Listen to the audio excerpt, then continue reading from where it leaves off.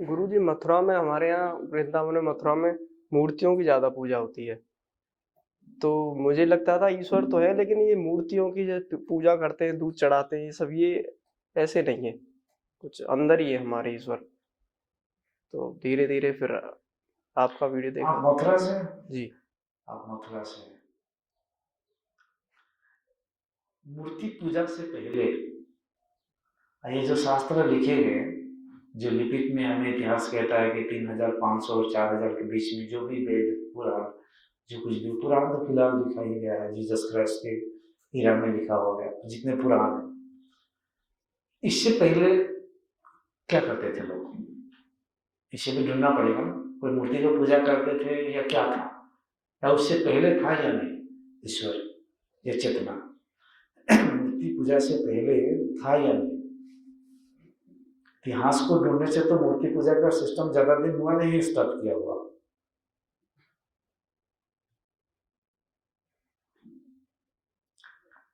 मूर्ति पूजा भी एक प्रक्रिया है अपने अंदर की चित्त को शुद्ध करने के लिए, और दूसरी ओर प्राप्ति मार्ग के लिए है। उन मूर्तियों पे हम ध्यान केंद्रित करके कुछ अपने जीवन में पॉजिटिविटी लाना चाहते हैं, कुछ प्राप्त करना चाहते हैं। लेकिन भारत में समस्या ये है, उन मूर्तियों में हम इतना चिपक जाते हैं, इतना ही ज्यादा चिपक जाते हैं कि वहां से वापस आना फिर मुश्किल हो जाता है। और जैसे 33 करोड़ देवी देवता की बात आ जाती है, और ये तो अवचेतन मन में पूरे जीन्स में डीएनए में आ रहे हैं चीजें, तो बड़ा दुख होता है इसको रिजेक्ट करने के लिए। कोई कह दे कि ये सब देवी देवता नहीं होते तो उसको अंदर में कैसे हो सकता है? जैसे हिंदू लोगों का अपना हिंदुइज्म की फिलोसफी हमेशा अच्छा लगता है, इस्लाम वालों का अपने इस्लाम की फिलोसफी हमेशा अच्छा लगता है, बुद्धिज्म की सिखों की अपनी फिलोसफी हमेशा अच्छा लगता है।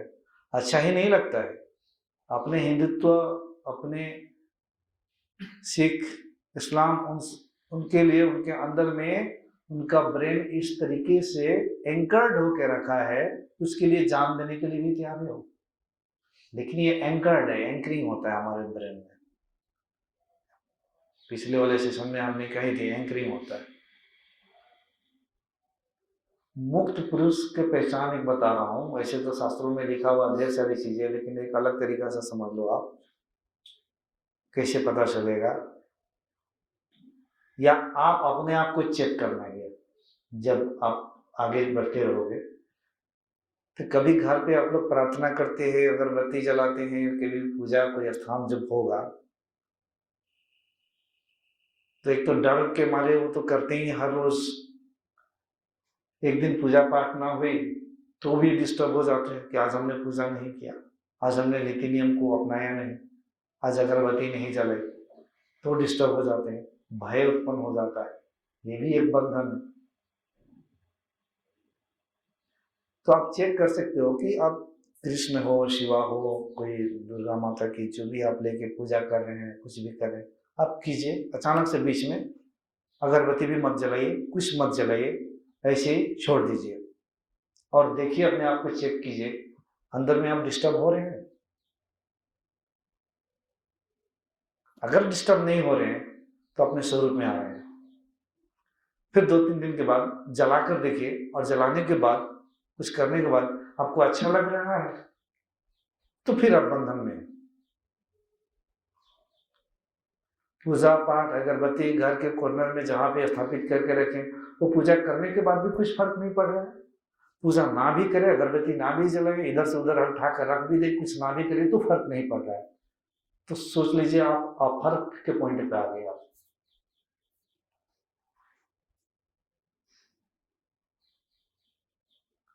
अभी तो मैं देखता हूँ पूजा पाठ करने के विधि में या पूजा पाठ के सामान में कुछ गुम हो गया इधर से उधर, तो लोग डिस्टर्ब हो जाते हैं, हल्ला गुल्ला स्टार्ट हो जाता है, डिस्टर्ब हो जाते हैं।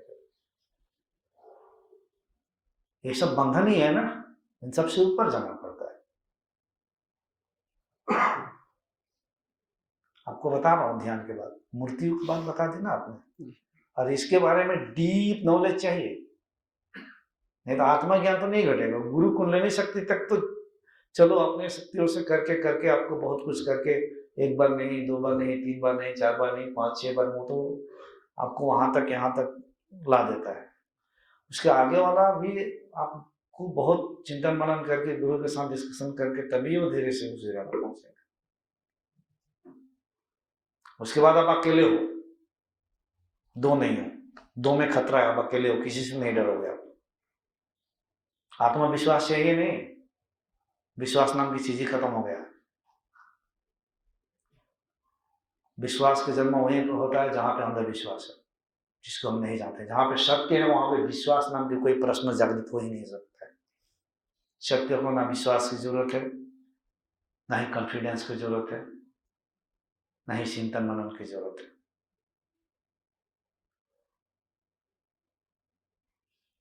तो इन सब से निकलना पड़ेगा। पुराने वाले सेशन में हमने ये सब बताई थी, मूर्ति पूजा के सिस्टम कैसे स्टार्ट हुआ, तो उसको और 1-2 बार देख लेना, समझ लेना, उसके बाद भी क्लियर नहीं होगा और डीप में हम बताएंगे। और ध्यान कैसे करना है वो समझ लेना। ध्यान एक विज्ञान है और ध्यान का परम उद्देश्य है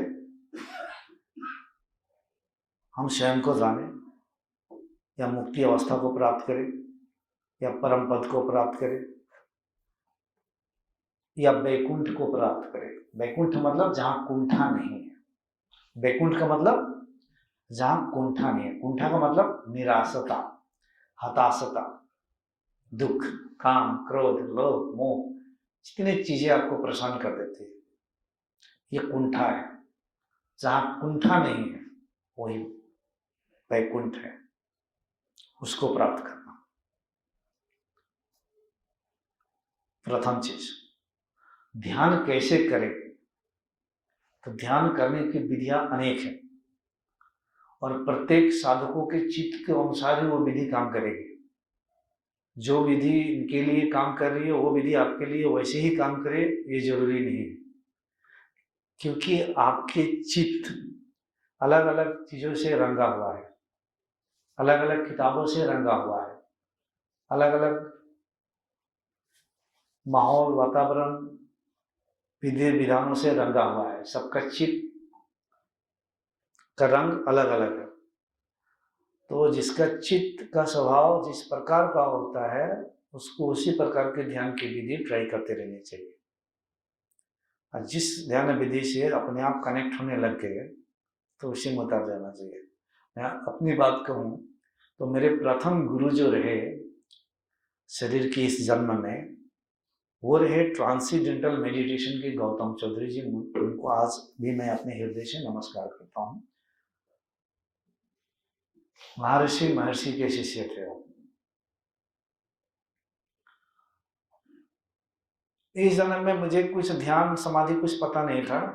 हम दोनों ने एक ही साथ उनके सेशन अटेंड किए थे। तो पहली बार उन्होंने समाधि के बात बताए थे, निर्विकल्प समाधि की, और हमें मंत्र जाप करने के लिए दिया था। ट्रांसीडेंटल मेडिटेशन में मंत्र दिया जाता है, मंत्र को आपको रिपीट करना है मन ही मन। तो पहली बात उन्होंने डाला। अब सोच लीजिए कि मैं किताबों में भी नहीं जानता था, कुछ नहीं जानता था। कई वर्ष पहले की बात बता रहा हूँ, आज से करीबन 8-10 साल हो गया होगा शायद, 15 में 14 में ऐसे, 14 या 15 में हमें सेशन ले थे। उसके पहले मुझे समाधि वगैरह कुछ पता नहीं, nothing, I didn't know anything about this. तो मुझे ऐसा लगा ये जैसे उन्होंने निर्विकल्प समाधि की बात कही, मुझे लगा ये तो शायद मैं ढूंढ रहा हूँ बहुत पहले से, मुझे इस तरीके से लगा। और उससे पहले से मुझे मेरी अट्रैक्शन थी, जैसे घर पे कोई गोरखनाथ के योगी जब जाते थे भिक्षा के लिए, तो मैं कभी कभी अपनी मम्मी से कह देता था मुझे बहुत अच्छे लग रहे हैं, मुझे लग रहा है मैं इनके साथ चले जाऊँ। मतलब या स्वामी विवेकानंद के ड्रेस दिखता था तो मुझे एक अट्रैक्शन सा महसूस होता था, कॉलेज लाइफ से ही। मतलब अच्छा लगता था, एक शांति सुकून लगता महसूस होता था। लेकिन ऐसे कोई गुरु नहीं मिले मुझे इस मार्ग पे भेजने के लिए, लेकिन चीज़ें तो पहले से थी।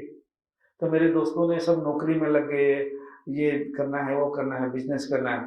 मेरी जर्नी थोड़े एजुकेशन फील्ड में जानबूझकर आ गया ताकि मैं और ध्यान करूँ, इसको समझूँ, इस फील्ड में आ गया। तो ये प्रक्रिया क्रम से 5 से 6 साल चली, उसके बाद ये घटना घटी। तो वो गुरु रहे, लेकिन उनकी ध्यान विधि 2 बार मैंने उनके सेशन अटेंड की, 2-3 बार, हमने 3 टाइम्स। उसके बाद वो ध्यान का जो विधि था वो छूट गया, अपने आप हो नहीं पाया।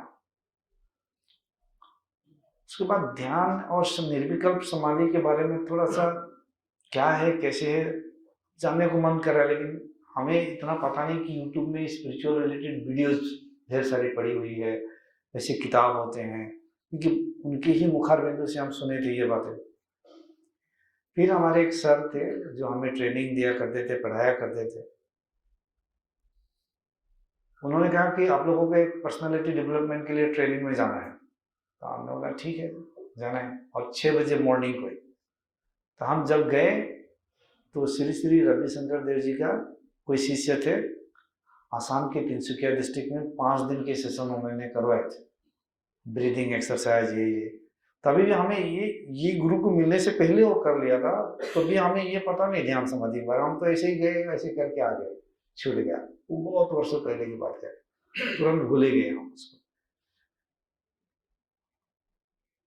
उसके बाद मेरी पत्नी के रिलेशन के ही एक है गुरु जी, उन्होंने भी 24 साल तक पूरा ध्यान वान किया, घर द्वार छोड़ छाड़ के पेड़ के नीचे बैठे बैठे हड्डी हड्डी हो गए थे। इस तरीके से उन्होंने ध्यान वान की, और वहाँ पे भी आश्रम बना लिया है उन्होंने काफ़ी बार। तो वहाँ पे हम दोनों गए, उन्होंने कहीं चलिए घूमने जाते, तो हमें आश्रम में जाकर बहुत अच्छा लगा, बहुत पॉजिटिव माहौल था, खाना पीना सब कुछ बहुत अच्छा लगा। तो उनके पास में हम करीबन 1.5 से 2 साल तक बीच बीच हम जाते थे, 12-1 बजे तक रुक जाते थे, 12-12:30 बजे हम रात को भोजन करते थे, और वो भोजन भी खाकर कुछ प्रॉब्लम नहीं होता था भोजन। हम रात को वापस 3 से 3:30 बजे आते थे। 2 साल तक ये सिलसिला जारी रहते थे, और हम जाकर हमेशा उनको पैरों में प्रणाम भी किया करते थे। हमें पता नहीं हम कहाँ जा रहे हैं, क्या हो रहा है, कुछ उस वक्त पता नहीं है। तो उनकी भी बहुत ब्लेसिंग्स एंड आशीर्वाद हमें प्राप्त हुई थी। लेकिन हुआ क्या कि वो भी देवी देवता का उपासना मार्ग देते हैं, ब्राह्मण मान्यता चिंताओं धारणा से है, तो ये भी चीज़ें, तो उनकी सिस्टम थोड़ी सी स्टेप से थी। लेकिन अब ऐसा नहीं कि ब्राह्मण लोग सब देवी देवता का पूजा में ही अटक जाते, कितने सारे तो ब्राह्मण लोग अद्वैत को भी समझते हैं, शायद यहाँ पर भी आए हैं। ब्राह्मण तो एक चिंताधारा है, वृत्ति है, जेनेटिकली ट्रांसमिशन है ये। तो 200 देवियों का, महादेवियों का भी वहाँ पे उपासना चलती है, और थोड़ा सा तांत्रिक टाइप के हैं। कुछ लोग आए हैं, आपकी समस्याएं हैं, तो समस्याओं को दूर करने के लिए कुछ यज्ञ करवाते हैं, वैदिक परंपरा, इस तरीके से कुछ कुछ चीज़ें चलती हैं। और देवी देवता का साक्षात्कार करने के लिए, तो मैंने जब प्रश्न पूछा, मैं प्रश्न भी पूछ दिया करता था, और पटांग प्रश्न भी पूछता था, कभी कभी कोई गुरु कभी मिले थे ऐसे मुझसे भी हो जाते थे। तो मैंने पूछा कि मार्ग मतलब कैसा होगा, कि आप जिस भी, जैसे शिव है, दुर्गा है, आप जिस उनका जप कर रहे हैं, तो एक दिन आपके सामने वो साक्षात्कार देखेंगे, आप जिस रूप में देखना चाहते हैं उसी रूप में आ जाएंगे। तो मैंने पूछा कि मेरे साथ भी ये घटित होगी, तो ना श्योर घटित हो। कितने समय लग जाएगा? 10 साल लगेगा, उन्होंने कहा। तो अब बस हमें जप करने के लिए दे दिया। अब हम सुबह उठकर हमेशा नहा धोआ कर जप करते थे आधा घंटा तक, देवी देवता का नाम को लेकर। ये 1.5 साल 2 साल तक तो ये चला जप वाला। जब भी रहो जप करेंगे, तो जप करते वक्त में भी शरीर में कभी कभी स्पंदन क्रिएट होता था, बहुत अच्छा लगता है। कभी कभी तो जप के बाद ध्यान में से बैठ जाते थे, तो मुझे कई दफा दुर्गा शिवा काली भी आ जाती थी सामने। ये सब हो चुकी है, और जब आते थे तो शरीर में एक त्रांग, एक शक्ति पैदा हो जाता था। मैंने सोचा ये तो अजीब चीज है, वो जो कह रहे हो तो मेरे साथ हो रहा है। तो उनके ही एक शिष्य बहुत तेजस्वी है, वो हरिद्वार में रहकर 2 साल तक रहे हैं, बहुत साधना किए हैं। बनारस यूनिवर्सिटी से संस्कृत में बोलने लगे और अभी सिलचर यूनिवर्सिटी से वेद पर पीएचडी कर रहे हैं। वेद और इन पूरे स्पिरिचुअलिटी पे पीएचडी कर रहे हैं। और थ्योरेटिकली और बहुत गहराई में उनको ये सब बहुत चीज़ें पता है। बहुत भोलापन है, मिलकर बहुत अच्छा लगे। तो हम उनसे बात की, कभी कभी फ़ोन में बात कर लिया करता। उन्होंने कहा हाँ ऐसे ही साक्षात्कार होता है। मैंने कहा लेकिन ये तो मैं कंसंट्रेट करता हूँ तो मेरा हो जाता है ऐसा। तो उन्होंने चुप हो गया फिर, और मुझे बहुत अच्छा भी लगता था फिर, लेकिन मेरे अंदर में वो सेटिस्फेक्शन नहीं आ रहा है कि ये तो ठीक है, आ रहे हैं जा रहे हैं चल रहा है। मेरे एक दफ़ा तो मम्मी को भी बोला मुझे तो ऐसे दुर्गा वुर्गा दिखती है, चीज़ें रुका नहीं वहाँ पर, जारी ही रहा, जारी रहा। खोज अंदर ही अंदर। हमेशा क्लास फिनिश करके चुपचाप एक रूम में बैठा रहता था, सन्नाटा, चाप चुपचाप शांति से। घर पे नहीं मिलता था समय, तो इस तरीक़ा से करते करते कई वर्ष गुजर गए। लेकिन वो दिन जो आया, वो सब कुछ जब घटित हुआ, उसके बाद ये सब छूट गया। ट्रांसेंडेंटल मेडिटेशन का मंत्र तो कब का ही छूट गया। ये गुरुजी ने जो उपासना के मार्ग दिए थे, ये घटित होने से पहले ही छूट गया। हम वहाँ जाना भी मतलब लगभग बंद हो गया, और ये घटित हो गया, उसके बाद संपूर्ण छूट गया। मेरा ही नहीं, उनका भी छूट गया। इस पूरी की पूरी छूट गया सब। मन ही अमन हो गया। मन को फिर क्यों, अब क्या रिपीट करवाना है, कौन रिपीट करेगा। मैं इसलिए ये सब कहानी कहा कि आपको भी वो सूत्र मिलेगा एक दिन कि कौन सी प्रक्रिया से आपको जाना है, और इधर उधर भटकना पड़ता है और अंत में वो सूत्र मिल जाता है। किसी दिन कोई कहानी मिल जाएगा, कोई गुरु का आशीर्वाद मिल जाएगा, कोई विधि मिल जाएगा, जिस दिन सब कुछ बदल जाता है।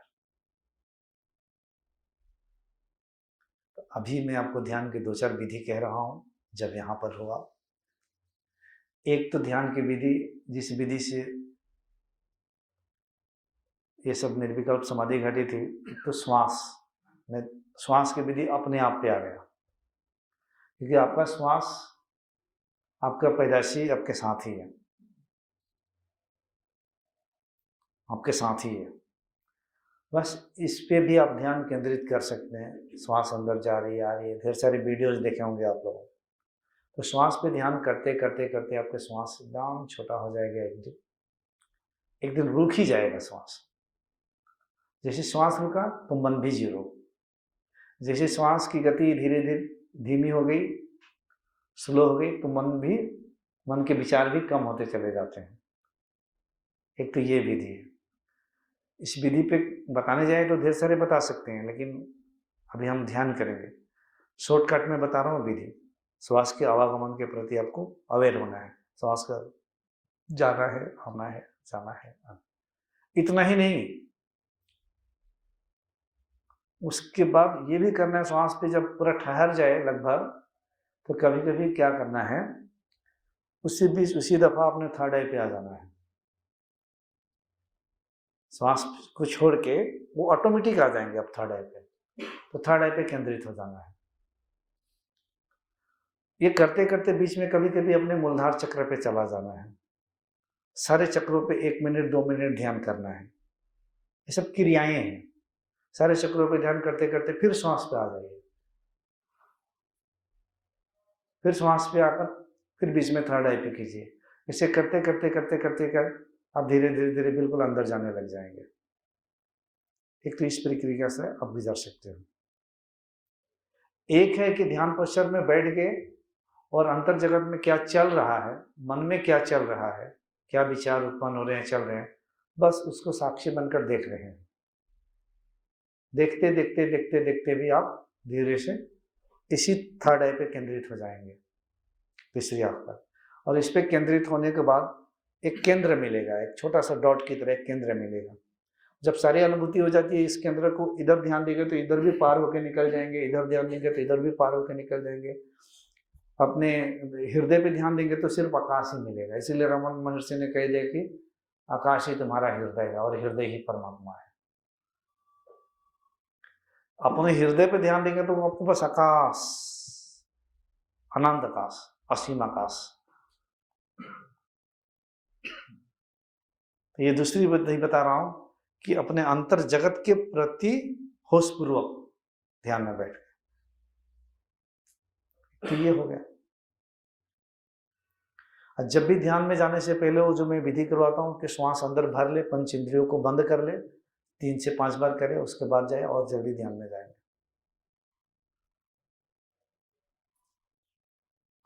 ये 2 विधि है। ये 2 विधि आप अप्लाई कीजिए। और यहाँ पे तो मैं गाइडेड करवाता हूँ। गाइडेड मतलब मैं जो कह रहा हूँ उसी तरह से बहते चले जाना है, बहते चले जाना है। जो स्वाभाविक रूप से जो हो रहा है उसे होने देना है, उसमें कुछ बदलाव करने की चेष्टा नहीं करना है, उतरते जाना है। अब जब मैं करवाऊंगा इसमें भी 1-2 विधि मिल जाएगा आपको, वो बताऊंगा नहीं अभी, मैं अभी करवाऊंगा।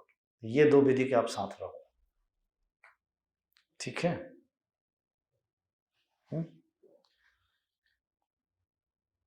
कभी कभी ऐसा भी कर लेना, करना होगा कोई वॉल पे डॉट दिखे तो आप आंखों खोल के बस उसी डॉट को कंसंट्रेट कर रहे हो, ये भी चेक कर लेना। इसलिए कह रहा हूँ कि कुछ ऐसे साधक होते हैं वो अंतर्मुखी वाले होते हैं, एक बाह्यमुखी वाले होते हैं। बाह्यमुखी वाले आंख बंद नहीं कर पाते हैं, तो उनको बाहरी ध्यान आंख खोल कर केंद्रित करवाया जाएगा, तो आंख खुला ही रहेगा, वो समाधि में चले जाएंगे। आंख बंद करेंगे तो अंदर में कुछ परेशानी स्टार्ट हो जाता है, वो अंदर जाएंगे नहीं। अंतर्मुखी वाले आंख बंद करेंगे, आंख बंद करके ही वो ध्यान में जाएंगे। तो इस तरीके से करें। तो ये करते करते एक दिन वो क्षण आएगा जो कि कुंडलिनी शक्ति भी जागृत हो जाएगी, या बिल्कुल सहस्त्रार से बाहर हो जाओगे। जब बाहर हो जाओगे तो वापस कभी जिंदगी में नहीं होगा, फिर शरीर से रिश्ते अलगाव हो गया, खत्म।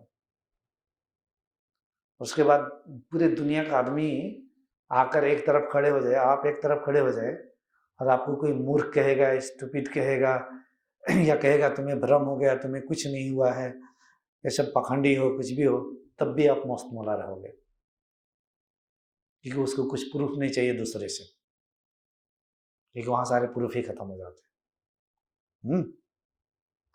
यही है, और यही परम मुक्ति का अवस्था है। यहाँ पे परम शांति है, परम आनंद है। ठीक है।